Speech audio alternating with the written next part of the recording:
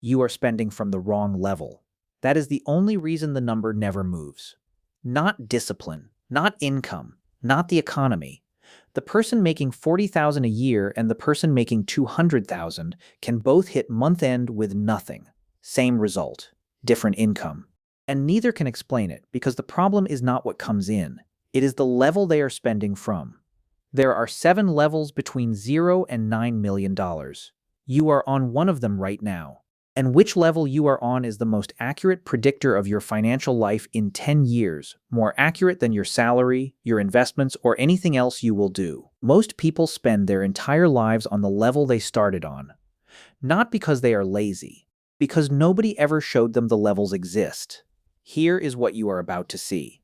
0, 45,000, 120,000, 300,000, 1 million, 3 million, 9 million, every level. What spending feels like from the inside, what it is costing you to stay where you are, and the exact shift that moves you to the next one. By the end of this, you will know which level you are on because it is going to sound exactly like the voice in your head when you check your account. And you will know what it actually takes to move. Watch this. You are 23 years old. You have $38 in your checking account and a phone bill due tomorrow.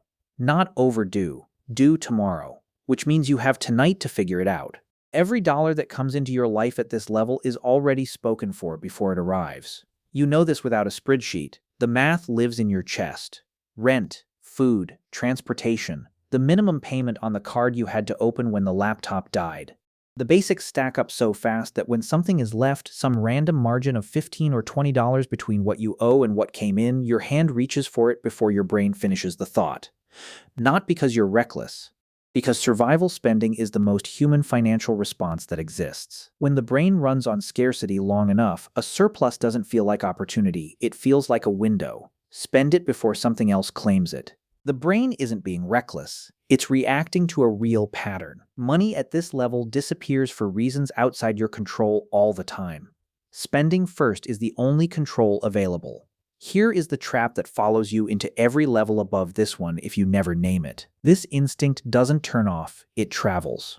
The person making 80,000, then 200,000, and still arriving at month end with nothing is running the same program they built at 23, different income, identical wiring. The money mindset underneath the amount is the only thing that determines what happens to the amount. This is level 1, and understanding it is worth more than any raise you will ever get. Level 2 is where most people unknowingly make the decision that controls the rest of their financial lives, without knowing they're making it at all. You are 27. You got promoted. You are making $45,000 a year, and for the first time in your adult life, you have room. Real room. Actual margin between what comes in and what goes out. Watch what you do with it. Because this is the level where most people's entire financial future gets quietly decided, and nobody tells them it's happening. You move into a nicer apartment. Nothing dramatic, just one step up. You buy a better car. You upgrade your phone because the old one was slow and you earned it. You start eating at places where you sit down. You start spending in a dozen small ways that each feel completely justified, and in the background, invisibly, your margin closes.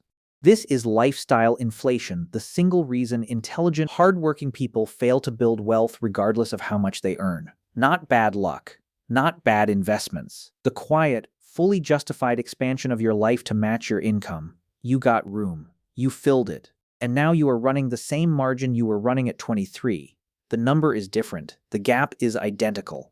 Here's what changed about how you're spending money. You are no longer spending to survive. You are spending to signal. The apartment says you made it. The car says you're going somewhere. The restaurant says you belong in rooms like this now. Every purchase is a statement about the person you're becoming, and the person you're becoming needs to be seen becoming. Signal spending is the most invisible trap in personal finance because it feels like progress. It is the single biggest obstacle between you and financial independence, and it costs you the actual better life. The people who build wealth at this level go quiet. They widen the gap, make more, show less. Aim every extra dollar at something that compounds instead of something that communicates. That gap between income and lifestyle is the only engine powering every level above this one. And the next level is where you find out if you actually built one, or just convinced yourself you did. You are 31. You held the line for 4 years. You have $120,000 in net worth, real assets, invested, working, built from decisions that had no audience. The vacation you didn't take, the car you didn't upgrade, the apartment you stayed in. And here's the thing about doing the invisible work for 4 years. Eventually, the invisible work gets exhausting. Because here is what nobody prepares you for: planned spending feels like loss. You buy something the plan approved and it feels bureaucratic. You want something the plan won't allow and it feels like punishment from a system you built for yourself. And then one night, tired, the kind of tired that lives behind your eyes, you buy the thing you weren't supposed to buy. And the next morning, you look at the numbers and feel something that isn't guilt. It's resignation. Like you already knew. Like the whole thing was pretend. Most people quit here, not loudly. The plan just slowly stops being followed until one day you realize you haven't looked at a spreadsheet in months. The plan breaking is not evidence that you are the wrong kind of person for this. It is the most predictable event in wealth building. Every person at 9 million has a story about the night they bought the thing they weren't supposed to. The only difference is what they did the next morning. They opened the numbers, adjusted, moved forward. They did not let one decision become a conclusion about their identity. Correction, not perfection. That is the entire skill at this level. You are not your worst financial night. You are the direction you choose when the morning comes. What's coming next is where more people get permanently stuck than anywhere else on this map. The trap that's waiting disguises itself as something you've earned. You are 36, net worth $300,000. You started with $38 and a bill due tomorrow. You now have $300,000 in real assets. That is something most people never achieve. And the voice that arrives at this level is the most dangerous financial voice you will ever hear. It doesn't sound like the voice at 27 that told you to upgrade the apartment. That one was easy to spot once you knew what it was. This one is quieter, more earned. It says, "You've proven you can do this. You've sacrificed enough. You can breathe now. You've earned it." That voice is trying to end your journey here. Because here is what $300,000 actually generates. At 7% average annual return, $300,000 produces $21,000 a year. That is not financial freedom. That is 1 month of expenses in an expensive city. You are not done. You are not even close to done. You are precisely at the point where stopping feels reasonable, and stopping is the thing that will define your financial life more than any other single decision. The people who reach 1 million treat 300,000 the way they treated 12,000. Not with white-knuckle discipline, not with panic, with a quiet clarity that a number is a marker, not a destination. That the machine is not finished yet. That the voice telling you to breathe is the same program that told you to fill the room at 27, just wearing different clothes. They keep going. Without announcement, without needing anyone to validate the decision. And if this video is giving you something real right now, save it. What comes next reveals what $1 million actually feels like from the inside. It is nothing like what you think. You are 42. Net worth, $1 million. No one calls, there is no alert. You check your portfolio on a Tuesday morning and the number is there, and then you close the app and you go make coffee and nothing about the morning is different from yesterday. That is the first surprise. The second surprise is what $1 million actually is, because almost no one in personal finance explains this honestly. $1 million is not a pile of money you get to spend. $1 million is a machine that generates income. At 7% average annual return, 1 million produces approximately $70,000 a year, more than the median U.S. household income. Generated by assets, not by your labor, not by your presence, not by you being anywhere at all. Your money is now working harder than most people work at their jobs.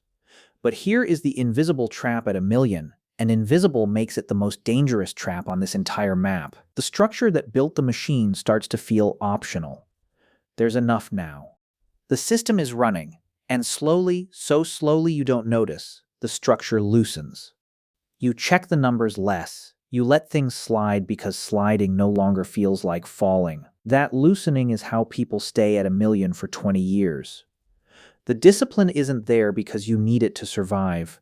It's there because the machine needs it to grow. Stop tending it, and it stops expanding. It just runs.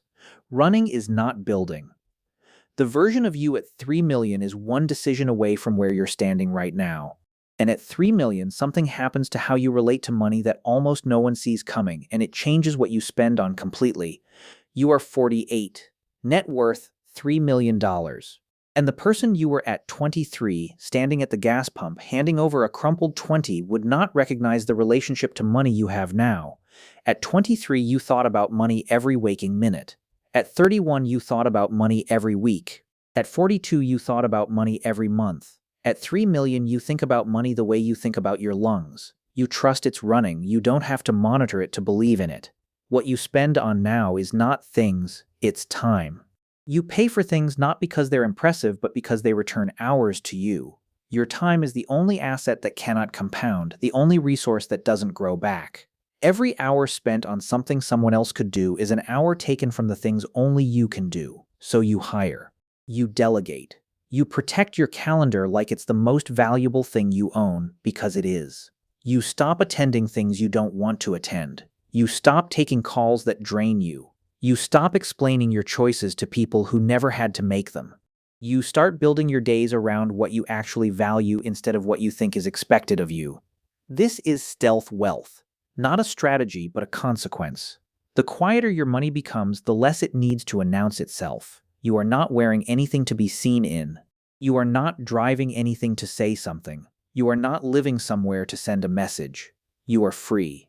Quietly, completely, invisibly free.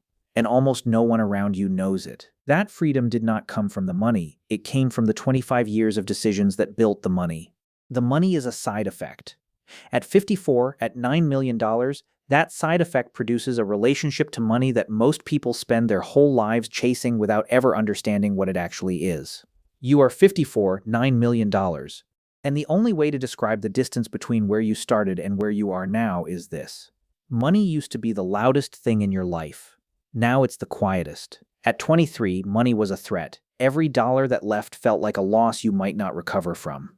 At 27, it was a signal. Every dollar spent was a message about who you were. At 31, it was a plan. Every dollar was a decision inside a structure. At 36, it was a test. Every dollar was proof of whether you could hold. At 42, it was a machine. Every dollar was part of a system. At 48, it was time. Every dollar bought back hours. At 54, money is permission. Permission to spend on what matters. On depth. On the people who mean something. On causes. On experience that creates real memory instead of impressive photographs. On things that have no audience because you stopped needing one so long ago you can't remember what it felt like to perform. And here is the truth at the center of this entire journey, the one that rewrites everything you thought you knew about how to build wealth. The money did not change the thinking. The thinking changed the money. Every shift, from threat to signal, from signal to plan, from plan to machine, from machine to freedom, none of it waited for the bank account to change first. The relationship changed first. The account followed. Always. Two people, same income, same starting point. 25 years later, one is still at the gas pump and one is at 9 million. The difference is not luck, not connections. It is the psychology underneath every single decision about spending money, the level they were spending from, and whether they ever saw it clearly enough to choose differently. You just did. And that means the next part of this video is the most important thing you're going to hear today. So where are you right now, honestly? Because this last part is where everything you just learned either becomes real or becomes something you watched and forgot. Maybe you're at the gas pump. Maybe you're at 45,000, filling the room, sensing something is wrong. Maybe you're at 300,000, hearing the voice that sounds like wisdom. Maybe you're at 1 million, feeling the structure loosen. Wherever you are, the gap between you and the next level is not an income problem. It has never been an income problem. It is a psychology problem. And you now know exactly what that psychology looks like at every level above you. You cannot move past what you cannot see. You just saw all of it. So tonight, open your bank account. Look at the last 30 days, every transaction. One question for each. What level is this spending from? Threat, signal, plan, system, time, permission. Don't judge it. Just name it. Just see it clearly for the first time. The moment you see the level you're spending from, you can choose a different one. Right now, with the exact balance you have tonight. That is the whole secret. The one that was always there. It starts right now. With you. exactly as you are.